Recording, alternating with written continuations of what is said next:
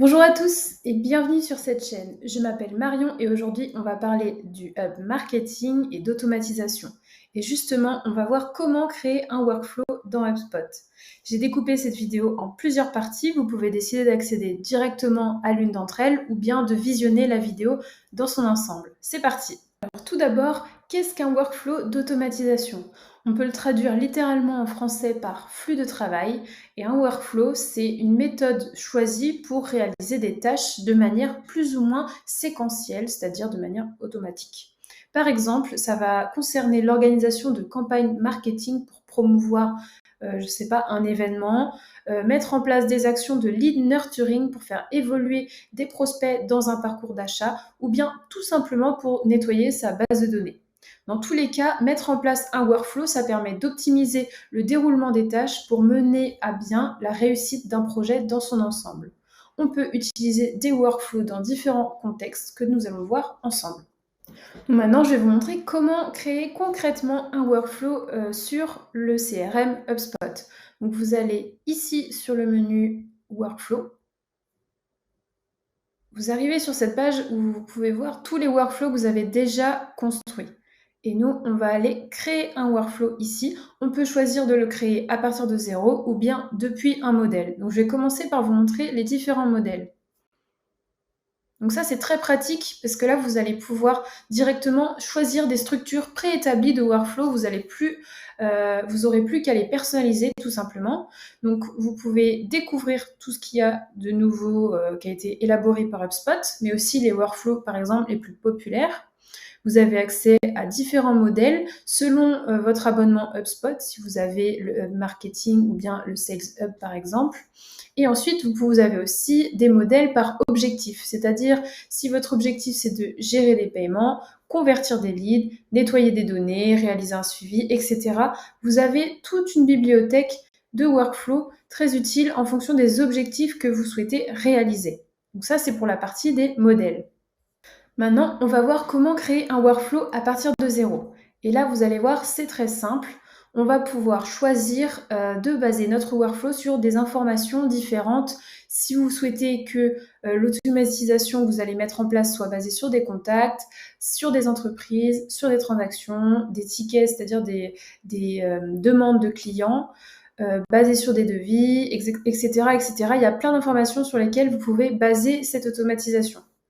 Donc nous, pour cet exemple, on va en choisir un très simple, on va le baser sur les contacts et on va juste commencer avec un workflow vide pour que je puisse vous montrer.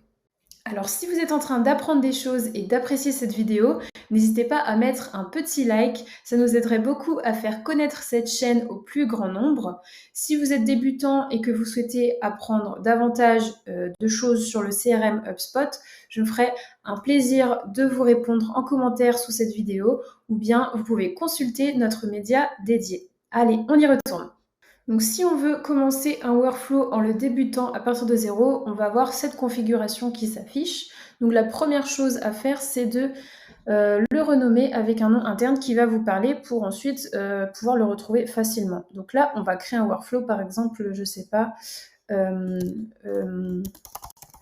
soumission de formulaire, par exemple. Voilà, on enregistre. Donc maintenant, on va pouvoir venir construire pas à pas notre workflow. Donc là, on a la première étape et ensuite, on va cliquer sur le plus pour ajouter toutes les étapes nécessaires à cette automatisation. Donc pour le moment, on va configurer un critère d'inscription, c'est-à-dire un critère auquel un contact de notre base de données devra répondre pour être directement inscrit dans cette automatisation. Donc, on va le configurer ensemble. Il existe plusieurs manières de déclencher le workflow. Ça peut être lorsqu'un événement se produit, lorsqu'un critère de filtrage dans vos listes de contacts est rempli, ou ça peut être aussi sur la base d'une date et d'un calendrier, par exemple. Pour cet exemple, je vais choisir la soumission d'un événement, c'est-à-dire d'un formulaire. Ici, je vais ajouter le déclencheur, c'est-à-dire une soumission de formulaire. Et le déclencheur, ce sera le nom du formulaire qui sera soumis. Donc par exemple, pour cet exemple, je prends le nouveau formulaire d'inscription. Et on termine l'action. On enregistre. Et là, du coup, vous avez ce premier critère de déclenchement qui va permettre de lancer ce workflow. Donc, une fois que notre contact a soumis ce formulaire précis, donc c'est le critère qui va permettre de lancer l'automatisation, on ajoute une étape et par exemple, HubSpot nous propose plein d'actions disponibles dans sa bibliothèque et nous, ce qu'on va vouloir faire, c'est lui envoyer par exemple un email. Donc, c'est un contact qui s'est inscrit dans le formulaire. Et là, on peut sélectionner un type d'email. Donc moi, j'avais prédéfini un email de bienvenue. Et là, l'email charge. Et vous allez voir qu'il s'affiche. Voilà. Il est publié et mis à jour. On enregistre et il va s'afficher. Ce sera la prochaine action, c'est-à-dire dès que quelqu'un soumet le formulaire, il reçoit cet email de bienvenue. Donc maintenant, on a cette première étape qui est d'envoyer un email de bienvenue à chaque fois qu'un contact remplit ce formulaire. Ce qu'on va pouvoir faire, si c'est par exemple un email de bienvenue pour le blog, on va attendre quelques jours avant de lui renvoyer un email avec des ressources pertinentes, par exemple. On ajoute une action en cliquant sur le plus et cette fois-ci, on va ajouter un délai. Là, on va pouvoir choisir le type de délai. Ça peut être basé sur une date, sur une propriété, sur une occurrence, une durée, un jour de la semaine, etc. Et nous, on va choisir un nombre de jours. Donc là, on va dire qu'au bout de 3 jours, il va recevoir ce deuxième email. On enregistre et le délai est ajouté dans la phase d'automatisation. Au bout de ces 3 jours, on va vouloir lui envoyer l'email, le fameux email avec les ressources. On clique sur le plus et on envoie un autre email. Et là, je vais sélectionner celui que j'avais prédéfini également, le partage de ressources, et on enregistre.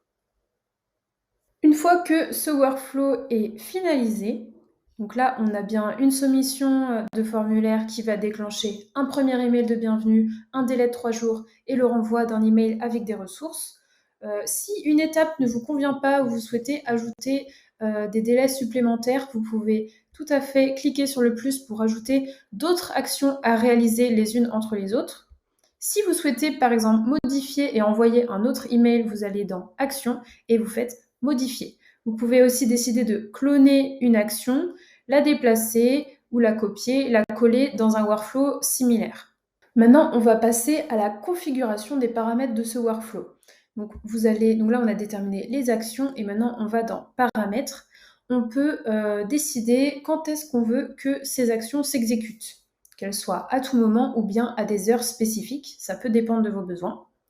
Ensuite, quelle date on souhaite interrompre ces actions. Si c'est par exemple sur un événement avec une date de fin, on va ajouter une date à laquelle ce workflow ne pourra plus fonctionner. Il y a aussi des critères de désinscription et de suppression. Par exemple, lorsque les contacts s'inscrivent à ce workflow, on peut décider de les désinscrire à d'autres workflows pour lesquels ils seraient trop sollicités, par exemple. Lorsqu'un contact ne répond plus aux conditions d'inscription, on peut choisir de le désinscrire ou non du workflow. Et enfin, lorsque 2 contacts sont fusionnés, le contact récemment créé doit-il s'inscrire à ce workflow s'il répond toujours aux critères. Et pareil, on peut choisir de décider si oui ou non. Une fois qu'on a configuré les actions et les paramètres, on peut, si on veut, définir des objectifs pour ce workflow. Là, dans ce cas précis d'exemple, ça peut être par exemple un taux d'ouverture des emails qui ont été envoyés suite aux critères de déclenchement qui étaient la soumission de formulaire. Donc ça peut servir à justement mieux piloter votre performance et voir si les automatisations que vous mettez en place sont vraiment performantes. Et le quatrième élément de ce workflow, ça s'appelle modification et c'est ici si vous voulez consulter l'historique de toutes les modifications que vous avez effectuées sur ce workflow, que ce soit sur les actions ou les données que vous avez sélectionnées. Donc maintenant, vous avez quasiment terminé la finalisation de ce workflow. Vous allez pouvoir aussi tester ce workflow avec un contact si vous le souhaitez. Et vous pouvez ici aller sur plus pour bien sûr le cloner, l'exporter ou bien le supprimer. La dernière étape, c'est bien de vérifier et de publier le workflow. Donc là, vous avez revoir avant d'activer. Donc, il faut bien repasser sur tous les critères prédéfinis pour être sûr que tout est en ordre. Quand vous avez tout checké et que tout est bon pour vous, vous activez. Voilà, vous avez maintenant tous les éléments indispensables pour créer des workflows sur le CRM HubSpot. Cette vidéo, elle décrit une infime partie de tout ce qu'il est possible de faire rien qu'avec l'outil d'automatisation, mais aussi tout le CRM dans sa globalité. Donc, vous pouvez vous abonner pour être les premiers au courant des dernières nouveautés qui vont sortir, ou bien vous abonner à notre média ou notre blog. Je vous laisse découvrir toutes nos ressources. Elles sont dans la description de cette vidéo. Si ça vous intéresse d'explorer plus en profondeur HubSpot, vous n'hésitez pas à poser vos questions. Nos experts ont créé d'autres vidéos que je vous invite à consulter. À bientôt!